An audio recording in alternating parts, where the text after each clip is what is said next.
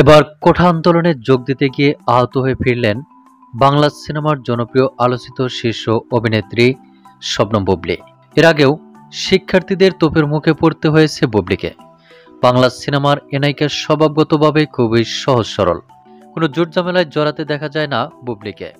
তবে এবার শিক্ষার্থীদের করুণ অবস্থা দেখে আর ঘরে বসে থাকতে পারেননি এ নায়িকা। তাই তো সাধারণ শিক্ষার্থীদের সঙ্গে কোঠা বিরোধী আন্দোলনে যোগ দিতে দেখা যায় বুবলীকে। তবে বিপত্তি ঘটে অন্য জায়গায়।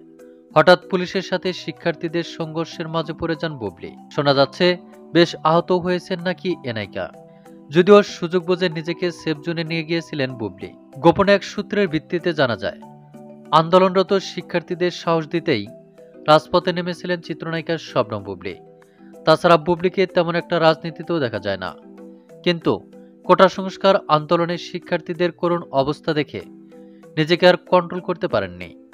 জানা গেছে, কোঠা বিরোধী আন্দোলনে গিয়ে বুবলী জানায়, আমাদের সবার উচিত সাধারণ শিক্ষার্থীদের পাশে থাকা, তাদের ন্যায্য অধিকার যেন তারা ফিরে পায় সেই ব্যবস্থা করা।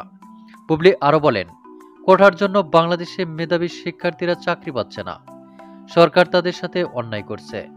সরকারের উচিত সাধারণ শিক্ষার্থীদের দাবি মেনে নিয়ে দেশের সার্বিক পরিস্থিতি স্বাভাবিক করা।